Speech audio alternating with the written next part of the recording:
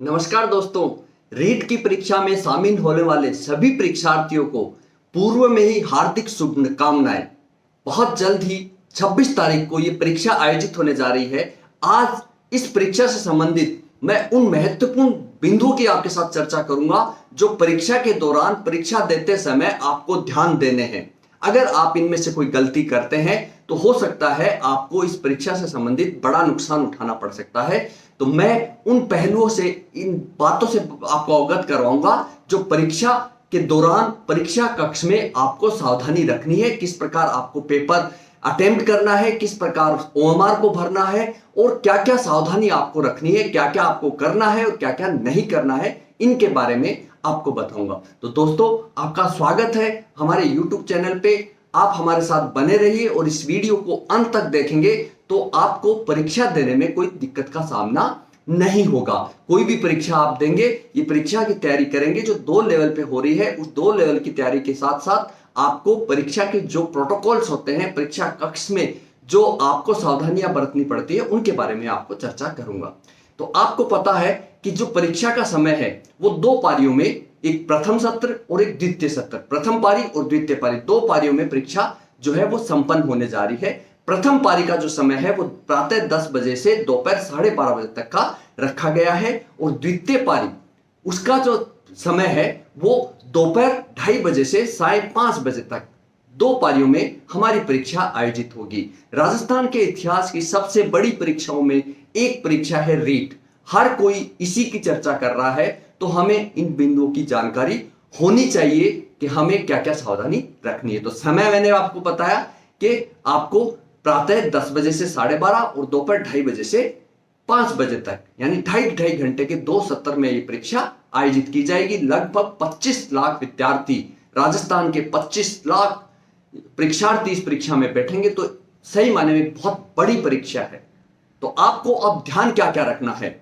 समय 10 से 12:30 और 2:30 से 5, लेकिन आपको क्या क्या सावधानी रखनी है, क्या क्या आपको करना है और क्या क्या नहीं करना है, क्योंकि बहुत सी चीजें मेरा पर्सनल एक्सपीरियंस है। मैं भी परीक्षाएं आयोजित करवाता हूं, सेंटर पे भी करवाता हूं, जिला समन्वय के रूप में भी करवाता हूं। तो मेरा एक एक्सपीरियंस है कि बच्चे जब परीक्षा केंद्र पे आ जाते हैं तब उन्हें बहुत बड़ी समस्याओं का सामना करना पड़ता है। तो आपका जो प्रवेश पत्र आया है, आपके लिए जो निर्देश आए हैं, उन निर्देशों को आप जरूर पढ़ लें ताकि आपको अनावश्यक तकलीफ और दिक्कत का सामना नहीं करना पड़े। जैसा कि मैंने बताया, परीक्षा का समय 10 से 12:30 है, तो आपको वहां पर लगभग 1 घंटे से पूर्व आपको केंद्र पे पहुंचना है। क्यों? क्योंकि आधे घंटे पूर्व, परीक्षा आरंभ होने से आधे घंटे पूर्व आपका प्रवेश बंद कर दिया जाएगा। इसलिए आप 1 घंटे से पूर्व परीक्षा केंद्र पे आवश्यक रूप से पहुंच जाए। जैसे 10 बजे परीक्षा आरंभ होनी है तो 9:30 के बाद केंद्र पे गेट को बंद कर दिया जाएगा और किसी भी परीक्षार्थी को प्रवेश नहीं दिया जाएगा। तो आप ध्यान रखिएगा, सुबह की पारी प्रातः सत्र में 9:30 बजे बाद प्रवेश बंद होगा और दोपहर की पारी में 2 बजे बाद, जो कि 2:30 बजे परीक्षा होनी है, 2 बजे बाद प्रवेश बंद हो जाएगा, रोक दिया जाएगा। इसलिए आप कम से कम 1 घंटा पूर्व, 1.25 घंटे पूर्व सेंटर खुल जाएगा, लेकिन आपकी ये कोशिश रहे कि हम 1 घंटा पूर्व केंद्र पे आवश्यक रूप से पहुंच जाए। ये हमें बहुत ध्यान रखने की बात है ताकि हमें अनावश्यक हड़बड़ाहट नहीं हो, क्योंकि हड़बड़ाहट अगर हमने कर ली तो हमारा प्रश्न पत्र जो है वो गलत हो सकता है। इसलिए एकदम कूल एंड काम, शांति से, सुकून से, ओम का उच्चारण करते हुए, जैसे योगा करते हैं हम और अपने आप को कूल करते हैं, तो आपको एकदम वहां जाकर अपने आप को कूल करना है। 1 घंटे पूर्व और आधे घंटे पूर्व कक्ष में प्रवेश दे दिया जाएगा। तो ये आप ध्यान रखिएगा, यानी 30 मिनट पूर्व परीक्षा केंद्र को बंद कर दिया जाएगा। अब आप अपने साथ क्या क्या ले जा सकते हैं? जब आप परीक्षा केंद्र पे पहुंच गए तो क्या क्या ले जा सकते हैं?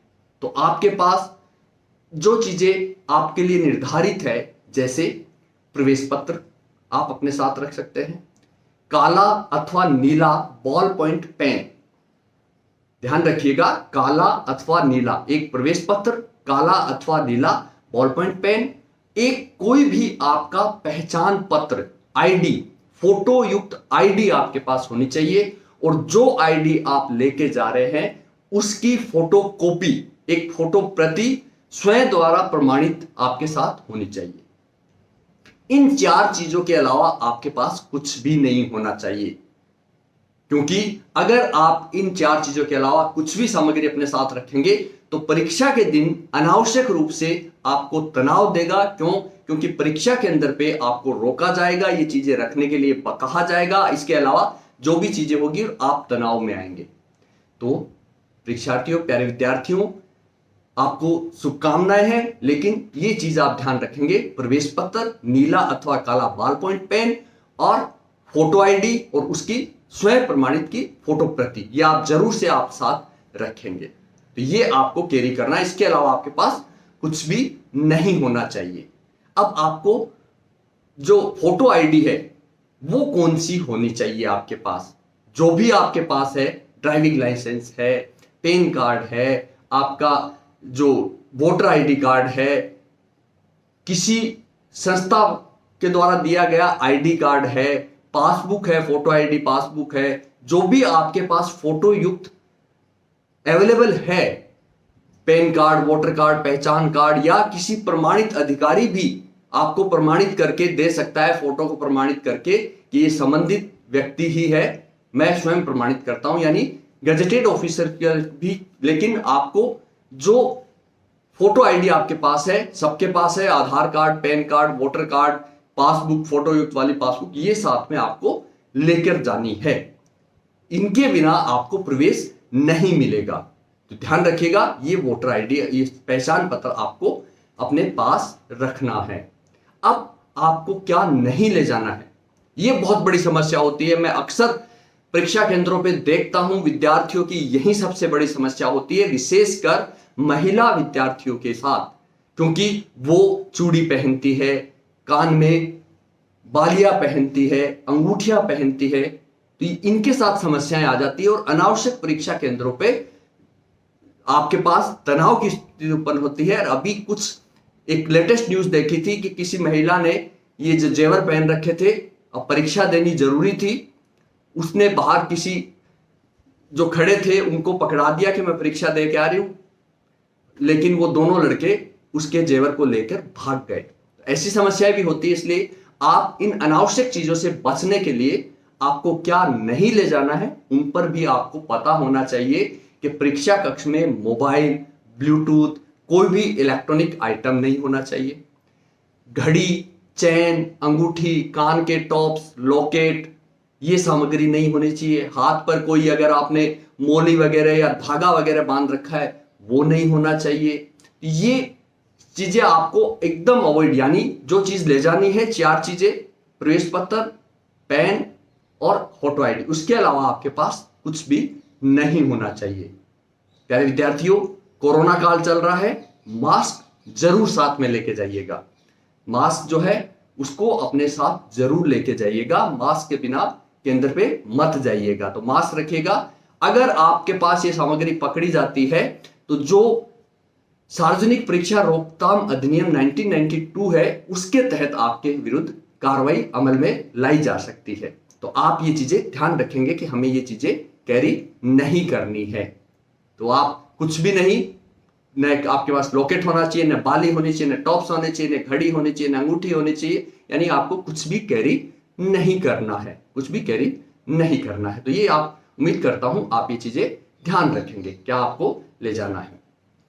अब आपके पास आएगी परीक्षा केंद्र में, आप बैठ गए, आधा घंटे पूर्व परीक्षा केंद्र में आपको प्रवेश दे दिया और लगभग 20 मिनट पूर्व, मैं आगे समय बताऊंगा, 20 मिनट पूर्व आपको क्वेश्चन बुकलेट विद ओएमआर प्रदान कर दी जाएगी। क्वेश्चन बुकलेट के अंदर ही ओएमआर होगी। आप ये कतई चिंता मत करना, जैसा कि माध्यमिक शिक्षा बोर्ड ने निर्देशित किया है कि क्वेश्चन बुकलेट और ओएमआर के क्रमांक में कोई रिलेशन नहीं है। तो अगर क्रमांक अलग अलग होता है तो आपको टेंशन लेने की आवश्यकता नहीं है। बस आपको उस ओएमआर को भरना है, उस ओएमआर के एंट्रीज करनी है। और एंट्रीज करते वक्त हड़बड़ाहट मत करिएगा, क्योंकि उसमें बाल पेन से, काले या नीले बाल पेन से गोले काले करने होते हैं। तो वो गोले काले अगर आप गलत कर देंगे तो आपकी परीक्षा परिणाम प्रभावित हो सकता है, इसलिए उसको सावधानी पूर्वक भरे।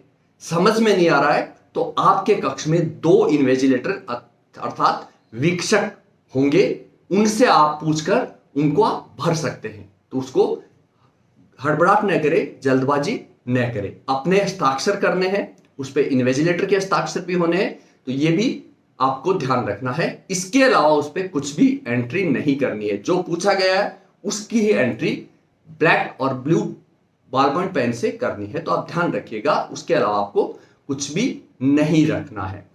अब जब आप उसमें क्वेश्चन कर लेते हैं, प्रश्न अटेम्प्ट कर लेते हैं और आपको ओएमआर में गोले काले करने होते हैं, तो यहां पर आपको विशेष सावधानी रखनी है कि ओएमआर के गोले काले करते वक्त हड़बड़ाहट न करें। क्योंकि कई बार विद्यार्थियों को मैं देखता हूं कि वो गोले काले कर देते हैं, बाद में उनको लगता है कि मैंने गलत कर दिया, वो उसको मिटाते हैं, दूसरा गोला काला करते हैं। जब पेन से है तो वो मिटेगा नहीं। और कुछ विद्यार्थी इतने सीधे होते हैं कि उन्होंने एक गोला काला कर दिया, फिर बाद में लगता है ऑप्शन दूसरा था तो दूसरा काला करके उसको पहले वाले को क्रॉस कर देते हैं। अरे भाई, वहां कोई व्यक्ति थोड़ी चेक करेगा आपकी ओएमआर को, कंप्यूटराइज चेक होगा। एक से अधिक ऑप्शन अगर काले हैं तो वो प्रश्न गलत माना जाता है। इसलिए आप ये ध्यान रखिएगा कि उसको भरते वक्त सावधानी से, कैसे भी अगर आपका पैटर्न है, या तो कुछ विद्यार्थी पूरे के पूरे क्वेश्चन सोल्व पहले करते हैं, बाद में ओएमआर भरते हैं, लेकिन बेहतर यह रहता है कि आप 10 से 15 का एक टारगेट बना ले कि 10 से 15 क्वेश्चन सोल्व किए, उसकी ओएमआर को भर दिया। कई बार ऐसा होता है विद्यार्थी लास्ट तक भरते नहीं है, टाइम पूरा हो जाता है, वीक्षक आपसे ओएमआर छीन लेते हैं, ले लेते हैं, तो आप भरे बगैर रह जाते हैं। तो इसलिए आप साथ के साथ सावधानी पूर्वक उनके गोले काले करते रहिए। ये ध्यान दीजिएगा कि एक से अधिक गोले काले नहीं करने हैं। एक से अधिक किसी भी अवस्था में होगा, और या आपने गोला काला करके वापस उसको किसी भी तरीके से काट दिया है, मिटा दिया है, इरेज कर दिया है, तब भी वो गलत की कैटेगरी में ही आता है। इसलिए ध्यान रखिएगा ओएमआर भरते वक्त। प्रश्न पत्र जैसे ही बेल लगती है, 10 बजेंगे, 10 बजते ही आपको सील्ड आएगा, उसकी सील को तोड़ना है, उसकी पिन को नहीं खोलना है। पीछे सामने फ्लैप सील आती है, उस फ्लैप सील को खोलकर आपको पेपर देखना है। तो सबसे पहले आपको क्या करना है, जैसे ही आप फ्लैप खोले, आपको प्रश्न पत्र को चेक करना है कि क्या उसमें सारे प्रश्न अंकित हैं, क्या सभी खंडों में सभी प्रश्न हैं अथवा नहीं। यदि किसी त्रुटिवश आपका पेपर डैमेज आता है, फटा कटा फटा आता है, सारे प्रश्न नहीं है, तो आप पहले 10 मिनट तक ही हकदार होते हैं पेपर बदलवाने के। उसके बाद आपका पेपर नहीं बदला जाएगा। तो ध्यान रखना, सबसे पहले पेपर खोलते ही आपको चेक करना है कि क्या उसमें सारी एंट्री कर ली गई है, क्या उसमें सारे प्रश्न है, क्या सारे पेज सही है, कोई कटा फटा नहीं है। तो 10 मिनट तक आप चेंज कर सकते हैं। जब चेंज करेंगे तो आपकी ओएमआर भी बदली जाएगी और आपका पेपर भी बदला जाएगा। ये ध्यान रखिएगा। तो ये 10 मिनट के बाद आपको किसी भी हालत में कुछ भी नहीं होता है। कई बार आपको लगता है कि ये प्रश्न गलत है, इस प्रश्न के ऑप्शन गलत हैं, तो आप वहां वीक्षक के साथ आर्ग्यूमेंट करते हैं कि सर ये प्रश्न गलत प्रिंटेड है, ये प्रश्न के ऑप्शन गलत है। उस वीक्षक के हाथ में कुछ नहीं होता है। आपको अगर ऐसी कोई एनामोलीज सामने आए तो आपको परीक्षा समाप्ति के बाद समन्वयक के नाम केंद्राधीक्षक को एक पत्र देना है। उसके बाद उसका सॉल्यूशन होगा। परीक्षा के केंद्र में, कक्ष में उसका कोई समाधान नहीं हो सकता, कुछ भी नहीं कर सकते। न केंद्राधीक्षक कर सकता है, न वीक्षक कर सकता है, ना वहां की फ्लाइंग और सुपरवाइजर कर सकते हैं। निर्णय होगा अंतिम माध्यमिक शिक्षा बोर्ड के समन्वयक का। तो आप केंद्राधीक्षक के माध्यम से पत्र लिख सकते हैं। अगर आपको कोई प्रश्न में किसी भी किंतु परंतु कोई लगता है, ऑप्शन गलत है, प्रश्न गलत है, जो भी डाटा दिए गए हैं वो गलत है, तो आप लिखित में अपनी शिकायत कर सकते हैं। एक व्यवस्था और की गई है कि आपको प्रवेश पत्र लेके आना है। 2 प्रति में आपका प्रवेश पत्र होगा। एक प्रति आपको जो कार्यालय प्रति है वो वहां पे जमा करवानी है हस्ताक्षर करके, दूसरी प्रति अपने साथ रखनी है। बाई चांस आप आए, रात को आ गए, सुबह परीक्षा देने पहुंचे, परीक्षा केंद्र पे पहुंचने के बाद आपको पता लगता है कि आपका जो प्रवेश पत्र गुम हो गया है, नहीं ला पाए हैं, आप किसी भी कारण से आपके पास नहीं है, तो ये एक सुविधा दी गई है कि आप परीक्षा केंद्र पे भी निर्धारित शुल्क अदा करके, जो लगभग 50 रुपए तय किया गया है, वो निर्धारित शुल्क आप अदा करके आप डुप्लीकेट प्रवेश पत्र भी वहां पर जारी करवा सकते हैं। तो ये भी आप ध्यान रखिए कि अगर ऐसी समस्या आ जाए तो पैनिक नहीं होना है, केंद्र पे जाएं और उनसे निवेदन करें, अपनी आईडी दिखाएं, कोई रसीद वगैरह है वो दिखाएं, और आप उसको डुप्लीकेट पहचान पत्र भी, प्रवेश पत्र भी आप बना सकते हैं। अब जब आप परीक्षा देने परीक्षा केंद्र पे पहुंच गए, प्रथम पारी आपको देनी है प्रातः 10 बजे से और द्वितीय पारी देनी है दोपहर 2:30 बजे से। आप परीक्षा केंद्र में प्रथम पारी के लिए पहुंच गए 1 घंटा पूर्व, जैसे कि मैंने कहा आवश्यक रूप से आप 1 घंटा पूर्व पहुंच जाना, ज्यादा समय मत लगाना। तो आपको क्या करना है, वहां पर कुछ घंटियां बजेगी। प्रथम पारी के लिए पहली घंटी बजेगी 8:45 पे, फिर 9:30 बजे केंद्र बंद हो जाएगा, फिर 9:45 पे आपको प्रश्न पत्र दिए जाएंगे, 10 बजे सील ब्रेक करनी है, 12:25 पे छोटी घंटी और 12:30 पे बड़ी घंटी। ये शेड्यूल है घंटी बजने का। और उसी तरीके से दोपहर की पारी में पहले 1:15 पे, दूसरी 2 बजे, 2:15 पे, 2:30 बजे, 4:55 पे और 5 बजे। ये कुछ घंटियां बजेगी और उसके साथ आपको अलग अलग चीजें करनी है। कब आपको पेपर देना है, किसी भी हालत में बीच में आप कक्ष को नहीं छोड़ सकते। 2.5 घंटे से पूर्व आपको कक्ष छोड़ने की अनुमति प्रदान नहीं की जाएगी। कुछ विद्यार्थी दिव्यांगजन होते हैं जिनको श्रुत लेखक की आवश्यकता होती है, तो वे संबंधित चिकित्सा अधिकारी के प्रमाण पत्र के द्वारा 2 दिन पूर्व संबंधित केंद्र पे निवेदन करेंगे, तो उनको श्रुत लेखक की अनुमति प्रदान की जाएगी। एक कमेटी बनेगी, श्रुत लेखक की अनुमति प्रदान की जाएगी। तो आप 2 दिन पूर्व उनको सूचित करेंगे। श्रुत लेखक आपका स्वयं का होगा। लेवल फर्स्ट के लिए 10वीं पास होना चाहिए और लेवल सेकंड के लिए उच्च माध्यमिक होना चाहिए। माध्यमिक और उच्च माध्यमिक की योग्यता है, आपको स्वयं लाना है। और इस अवस्था में आपको 50 मिनट अतिरिक्त दे होंगे, 50 मिनट अतिरिक्त दे होंगे। तो जो दिव्यांगजन है, दृष्टिबाधित है, पोलियो, लकवा, विमंदित, थैलीसीमिया, ऐसी कुछ कई कंडीशंस हैं, वो अपने लिए एक श्रुत लेखक रख सकते हैं। तो ये आप ध्यान रखिएगा। तो प्यारे विद्यार्थियों, उम्मीद करता हूं कि आपको रीट से संबंधित कोई समस्या, अगर आपने ये वीडियो पूरा देखा है तो समस्या नहीं आएगी। और आपने अभी तक अगर इस चैनल को सब्सक्राइब नहीं किया है, वीडियो को लाइक नहीं किया है, तो जरूर लाइक किए। बहुत बहुत धन्यवाद, आपको बहुत बहुत शुभकामनाएं। उम्मीद करता हूं कि जो भी ये वीडियो देख रहे हैं वो इस परीक्षा में सफल होंगे। बहुत बहुत धन्यवाद। Thank you. जय हिंद, जय भारत, नमस्कार।